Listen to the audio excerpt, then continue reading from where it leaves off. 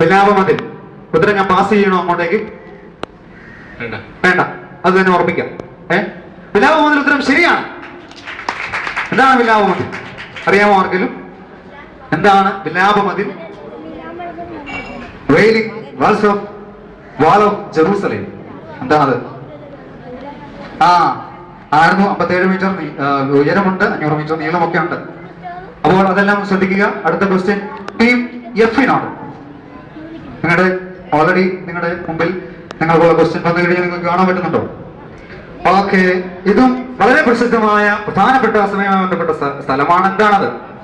മർക്കോസിന്റെ ദേറ. ഞാൻ ആ ക്വസ്റ്റ്യൻ ഇവർക്ക് പാസ് ചെയ്യട്ടെ?